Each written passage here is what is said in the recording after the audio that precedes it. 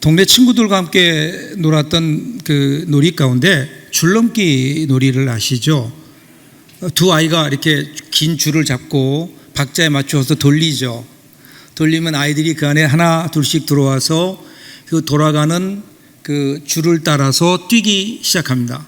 그래서 누가 더 많이 걸리지 않고 뛰느냐, 또 얼마나 많은 아이들이 들어와서 함께 뛰느냐, 그 팀이 이기게 되는 거죠. 여러분, 그 줄넘기 놀이의 핵심은요, 리듬입니다. 리듬을 타고 박자를 잘 맞추어야 됩니다. 줄 안에 들어갈 때도 그렇지만 들어가서도 박자를 잘 맞추어서 뛰어야 되고요. 그리고 또 그 리듬을 따라서 적당한 때에 밖으로 나와야 되는 겁니다. 그 작은 게임에도 사실은 리듬에 따라 살아가는 게 필요하죠. 근데 우리 인생도 그와 같은 것 같아요.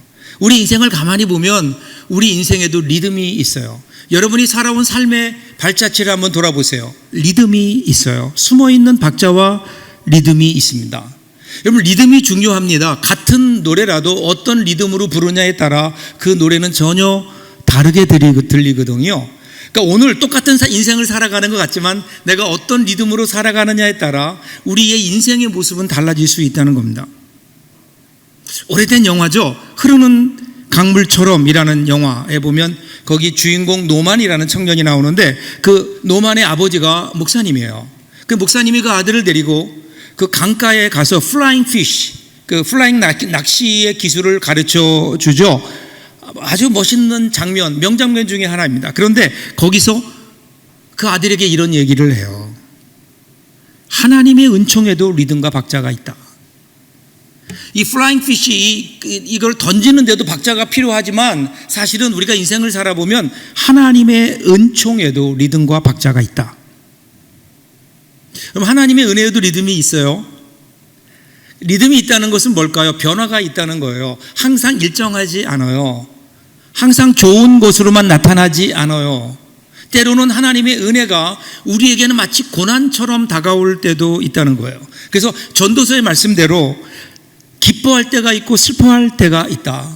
성공할 때가 있으면 실패할 때도 있다. 그런데 이 모든 것이 다 하나님의 리듬의 과정이다. 리듬의 일부다라는 거예요.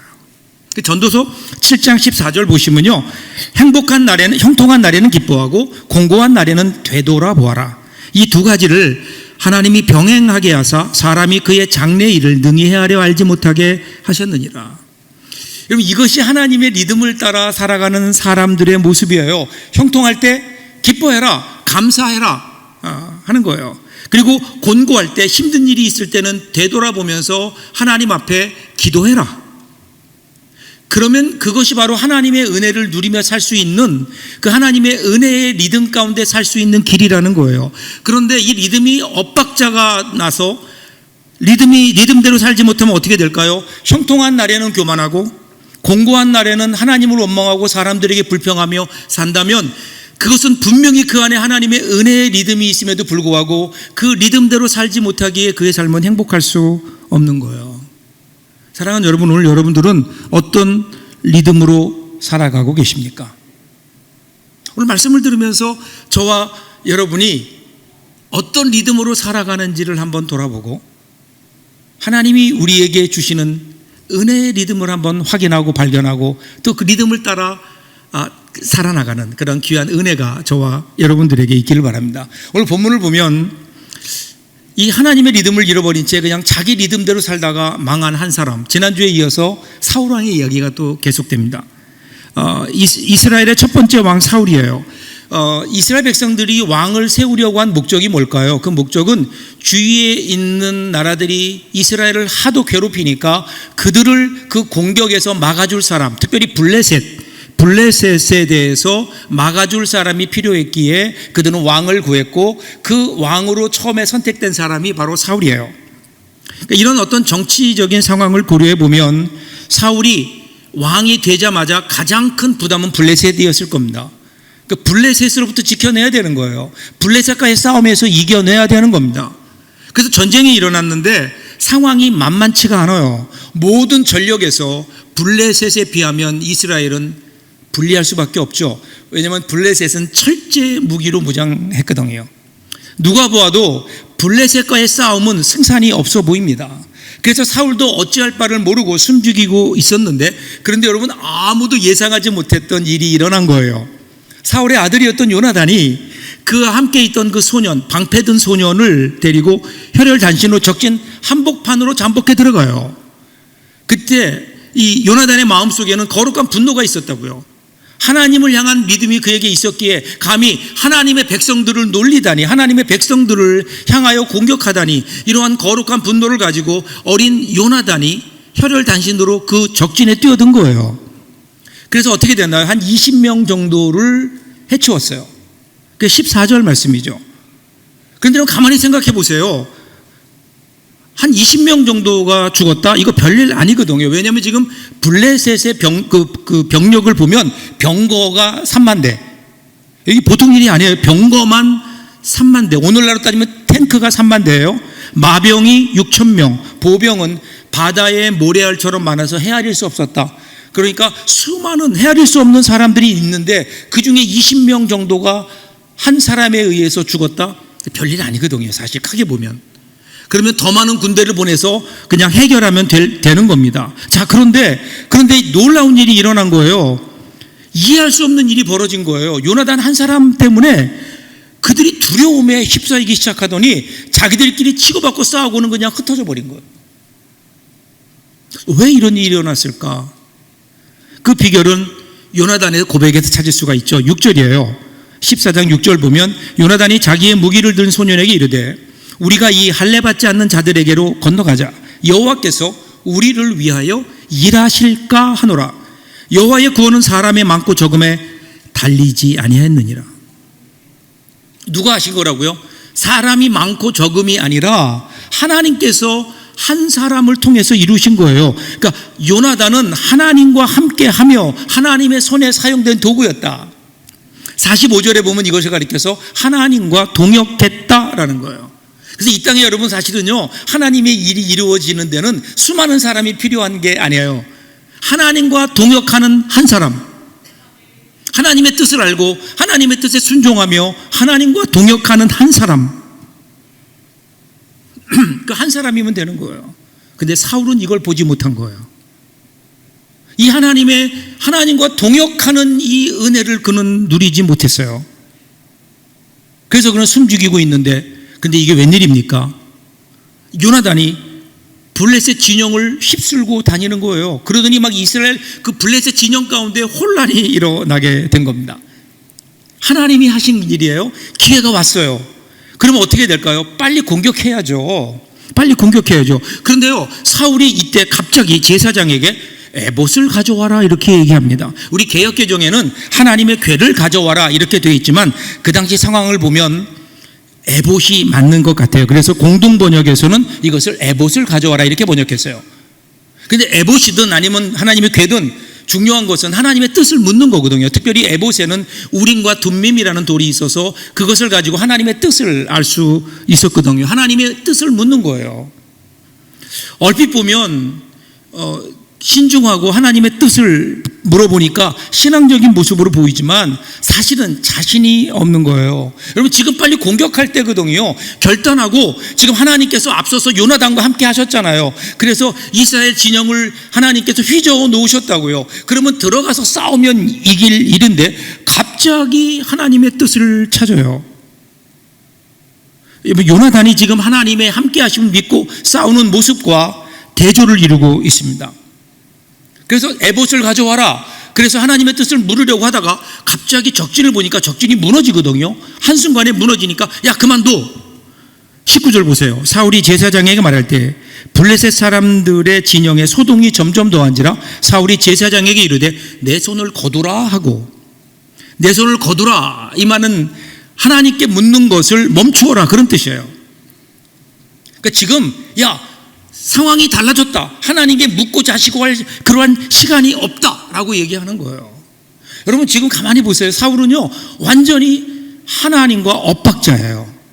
겸손하게 하나님께 하나님의 뜻을 물어야 될 때는 관심도 없다가 이제는 나가서 싸워야 될 때는 혹시 하는 마음으로 하나님의 뜻을 묻더니 상황이 바뀌니까 하나님의 뜻은 뒤로 한 채 그냥 적진을 향해 나가는 거예요. 사울이 왜 그럴까요? 왜 그럴까요? 하나님의 뜻과는 상관없이 자신이 원하는 대로 살기 때문에 그래요.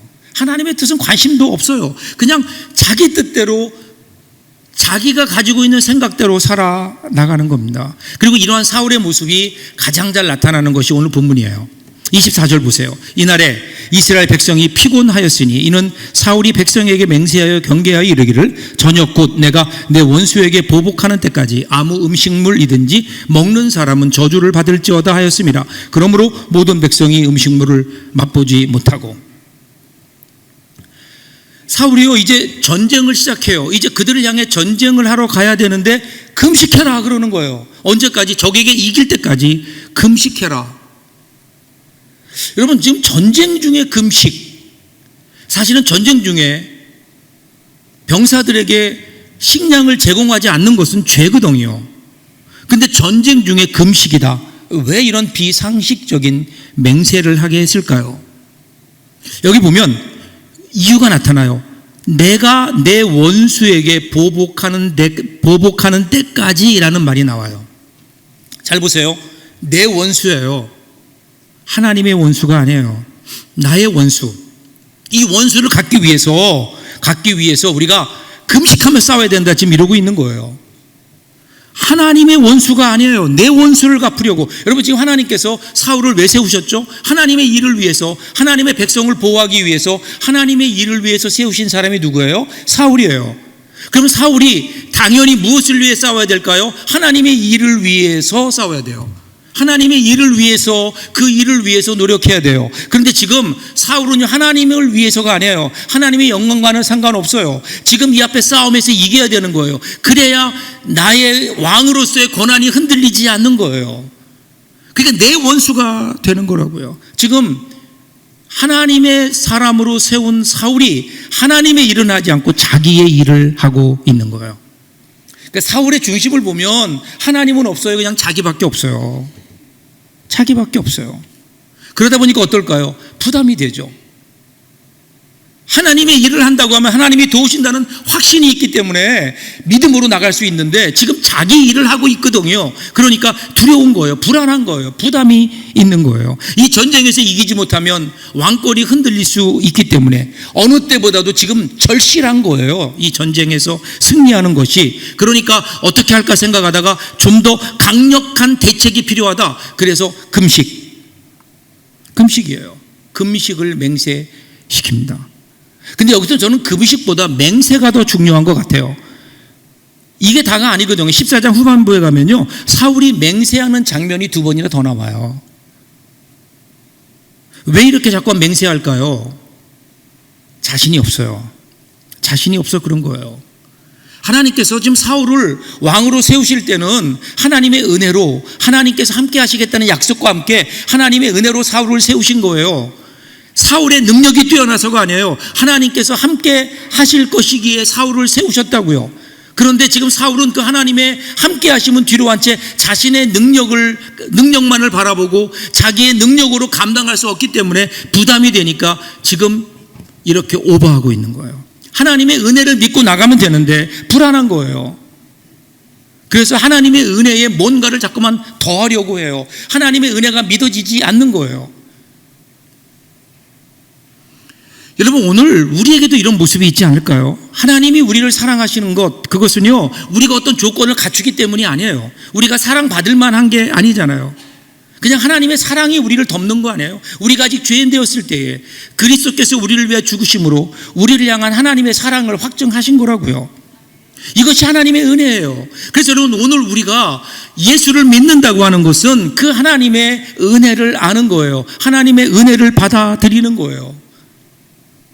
그리고 그 은혜를 누리고 그 은혜에 감사해야 되는데 오늘날 많은 사람들이 신자들 가운데도 이 하나님의 사랑을 이해하지 못하고 받아들이지 못해요. 그리고 여전히 하나님의 은혜에 대해서 은혜의 무언가를 더하려고 해요.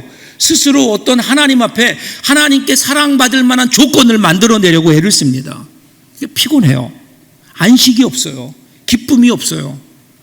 하나님의 은혜 안에 누리는 기쁨이 없다고요. 이 하나님의 은혜를, 하나님의 놀라운 은혜를 우리가 받아들이고 감사하고 기뻐함으로 우리의 삶이 시작되어야 되는데 이 하나님의 은혜를 신뢰하지 못해요. 여러분, 인생의 진정한 기쁨은 어디에 있을까요? 하나님의 은혜를 누리는 거예요. 아브라함을 보세요. 아브라함이 하나님을 믿으니 그것을 의로 여기셨다. 조건이 의를 만들어내는 게 아니에요. 하나님의 은혜가 믿음을 만들어내는 거예요. 사랑하는 여러분, 오늘 하나님이 우리에게 이 은혜를 주셨어요. 은혜는요,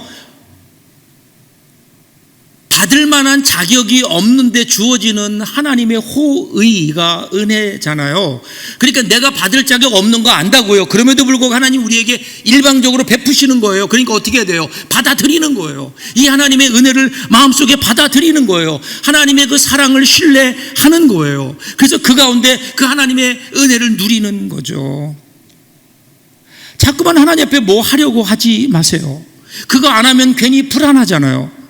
이유는 뭘까요? 하나님의 은혜를 신뢰하지 못하기 때문에 그래요. 사랑하는 여러분, 신앙은요, 이 하나님의 은혜, 십자가의 은혜를 누리는 거예요. 나를 위해 죽어주신 예수 그리스도의 십자가의 사랑, 그 사랑 가운데 거하는 거예요. 그 은혜를 누리면, 그러면 그 은혜가 우리 가운데 작동하기 시작해요. 그리고 그 은혜가 우리를 인도해 가요. 그러면 그 은혜를 따라 살면 되는 거예요. 은혜가 강권하는 대로 살아가면 되는 거예요. 그럼 이것이 그리스도인의 삶이 아닐까요? 사울은 이 은혜의 리듬을 놓쳤다고요. 자, 그래서 어떻게 됐죠? 그 다음 보면요, 사울이 금식 명령으로 백성들이 음식을 못 먹었어요. 그러니까 어떻게 될까요? 전쟁에 지장을 주고 있어요. 전쟁을 하러 들어가는데 얼마나 배가 고프겠냐고요. 밥을 못 먹었으니. 그런데 들어가 보니까 어떤 숲에 들어갔더니 거기에 벌이 꿀을 쳐놨네요. 그러니까 그러면 얼마나 그 꿀이 먹고 싶겠어요. 그런데 사람들은 못 먹어요. 왜 못 먹죠? 금식 맹세했으니까. 그런데 요나단은 그 금식 맹세를 못 들었어요. 알지 못했어요. 그래서 꿀을 먹었더니 눈이 밝아졌다 그래요. 그 꿀을 먹었어요. 힘이 난 거예요.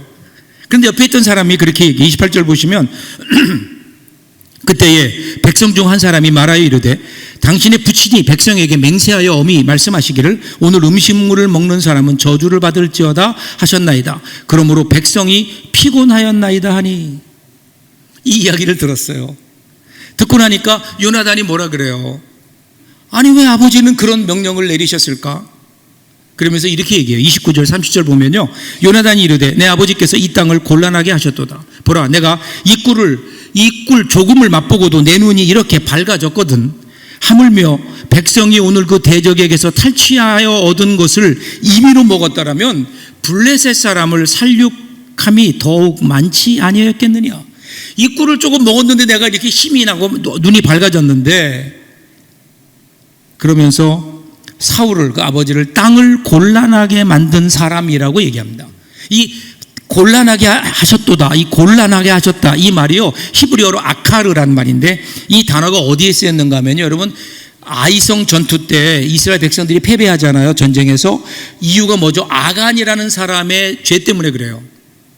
아간이라고 하는 사람의 죄 때문에. 그때 아간이 그 죄가 밝혀졌을 때 여호수아가 아간을 가리켜서 너는 이스라엘을 괴롭게 하는 자다라고 얘기할 때 바로 그 단어가 아카르인 거예요. 그러니까 사울왕은 결국 어떻게 된 거예요?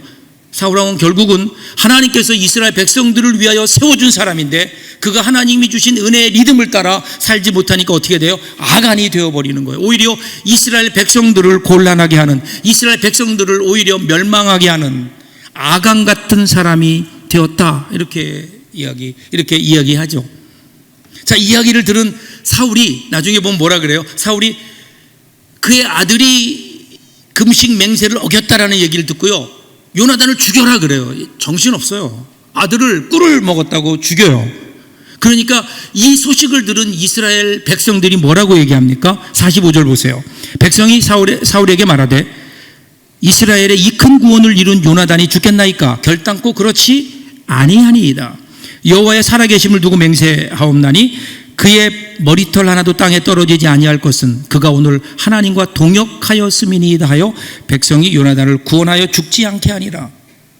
자, 여러분 보세요. 지금 이스라엘 백성들이 알고 있잖아요. 지금 누구 때문에 전쟁을 이겼는지를 알고 있다고요. 요나단부터 시작됐다고요. 그러니까 이번에는 어떻게 해요? 백성들이 맹세를 해요.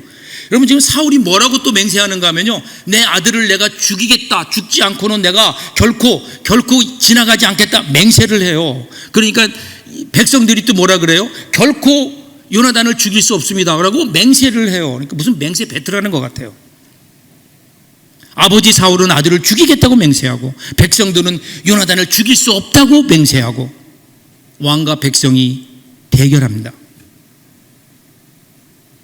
결국 이를 통해서 사울의 왕권은 흔들리는 거예요. 무너져 가는 거예요. 무너져 가는 거예요. 왜 그럴까요? 하나님의 뜻과 상관없는 삶을 살았기 때문에. 라이널드 니버라는 분이 이런 기도를 했죠. 주여, 바꿀 수 없는 것을 받아들이는 평안을, 바꿀 수 있는 것은 바꿀 수 있는 용기를, 그리고 이 차이를 구별할 수 있는 지혜를 나에게 주옵소서.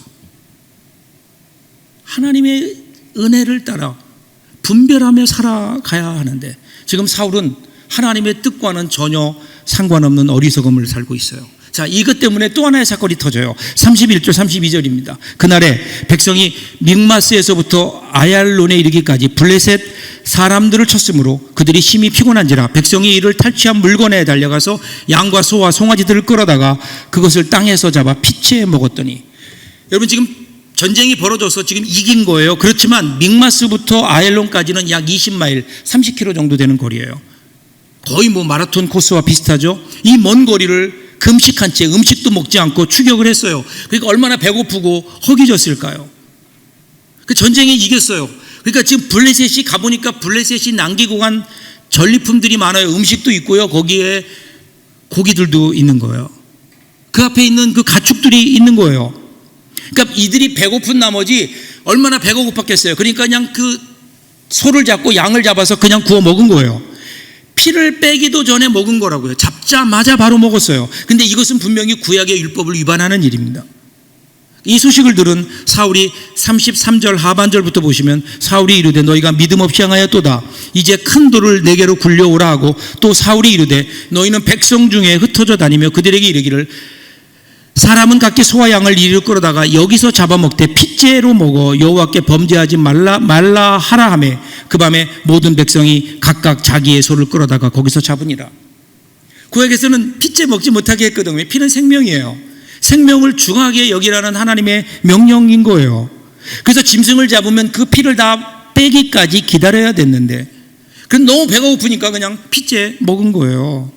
그러니까 이 소식을 들은 사울왕이 뭐라고 얘기하는가 하면요, 큰 돌을 굴려와서 그 앞에 놓고 야, 고기를 잡아서, 짐승을 잡아서 그냥 먹지 말고 그 위에 올려놓아서 피가 빠진 다음에 먹어라, 이렇게 얘기한 거예요.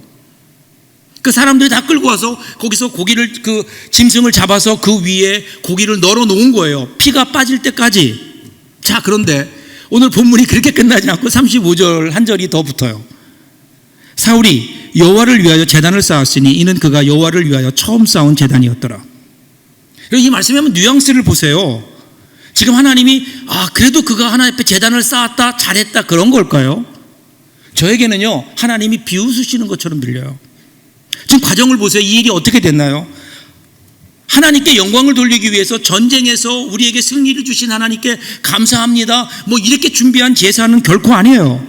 사울의 욕심으로 금식의 명령을 내렸어요. 그리고 그 금식의 명령 때문에 배고픔을 이기지 못한 이스라엘 백성들이 고기를, 피를 빼기도 전에 먹음으로 하나님의 말씀을 어겼어요. 율법을 어겼어요. 이런 결과에 당황한 사울이 이 상황을 수습하기 위해서 큰 돌을 굴려오게 해서 그 위에, 그 앞에서 짐승을 잡고 그 돌 위에 짐승을 걸쳐놓게 해서 피를 뺀 후에 먹어라, 이렇게 지시를 한 거예요. 사실 이렇게 끝나는 일이에요. 그런데 사울이 가만히 보니까 어디서 많이 보던 장면이에요. 제사 지낼 때 이렇게 하거든요. 제사 지낼 때 제사장이 제물을 잡잖아요. 그러니까 뭐예요? 야, 우리 이참에 제사 지내자. 떡 본 김에 제사 지내는 거예요. 사울이 이러고 살았다고요. 하나님의 뜻에는 전혀 관심이 없어요. 하나님께서 하나님의 일을 위해 세우신 사람임에도 불구하고 사울은 하나님의 뜻에는 전혀 관심이 없고요, 자기의 뜻, 자기의 생각만 가득 찼어요. 그래서 그는 하늘의 리듬이 아니라 자기 욕심의 리듬을 따라, 죄의 리듬을 따라, 이 세상의 리듬을 따라 살았던 사람. 그래서 어떻게 했어요? 그가 불행했어요.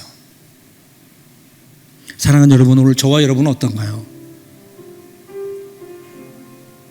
우리 그리스도인은 하나님의 뜻을 헤아리며 그 뜻을 따라 살아가는 사람들입니다.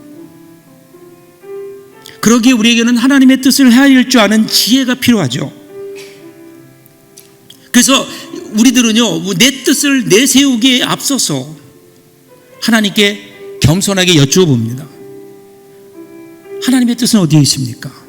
그리고 하나님이 무엇라고 우리에게 깨우쳐 주실 때까지 다른 데 마음 뺏기지 않고 졸지 않고 깨어서 초조하거나 서둘지 않고 참을성 있게 기다리는 거예요.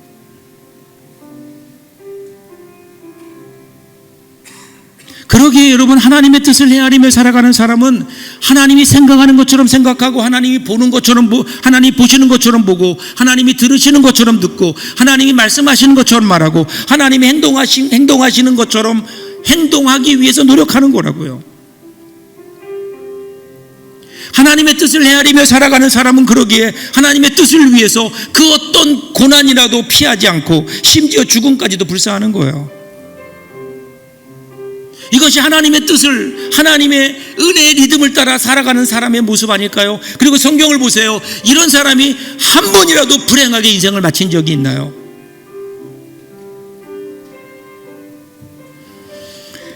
삶의 마지막까지 최선을 다해 삶을 살기 위해서 노력했던 민족 시인 윤동주의 이야기. 여러분, 그분이 그런 시를 썼잖아요. 하늘을 우러러 한 점 부끄러움이 없기를. 어떻게 그는 그런 삶을 살려고 노력했을까? 그의 인생에 관심이 많았던 사람들이요, 그의 인생을 추적하면서 그가 마지막 2년 동안 후쿠오카에 있는 감옥에서 감옥 생활을 했는데, 그때 거기에 아주 주목할 만한 기록을 남겼습니다. 그의 기록을 보면 그가 마지막 죽기 전 얼마 전까지 한 가지 일에 몰두했다고 기록합니다. 윤동주는 고향집의 편지에서 차입한 신약 성서를 옥중에서 읽고 있었습니다. 그는 날마다 이 책에 빠져 있었습니다. 그의 삶의 동태를 감시하고 기록했던 그 기록의 일부인 거예요. 그가 그의 마지막 삶 무엇을 붙들었다고요? 하나님 말씀을 붙들었어요. 그리고 그의 마지막을 준비하고 있던 그에게 그 하나님 말씀 붙들고 마지막까지 살았던, 그래서 그는 죽는 날까지 하늘을 우러러 한 점 부끄러움 없는 삶을 살았고, 그렇게 살기 위해 그는 노력했죠. 그가 조금 마지막 순간에 마음을 바꾸었더라면, 그가 그 마음속에 있었던 하나님의 리듬을 잃어버린 채 그냥 자신의 리듬을 따라 살았더라면 어쩌면 그는 죽지 않았을 수도 있겠죠. 그러면 오늘 여러분, 우리에게 윤동주는 없는 거잖아요. 사랑하는 여러분, 오늘 우리는 과연 어떤 리듬으로 살아가고 계십니까? 한 점, 하늘을 우러러 한 점 부끄러움이 없이 살았던 그 삶, 최선을 다해 살아갔던 그 삶을 기억하며 오늘 우리도 하나님 말씀 따라, 하나님의 리듬을 따라, 하나님의 은혜의 리듬을 따라 그렇게 춤추며 살 수 있다면 얼마나 좋을까. 이번 한 주간 동안도 저와 여러분들에게 그런 삶이 펼쳐지시기를 주님의 이름으로 축복합니다. 기도하겠습니다.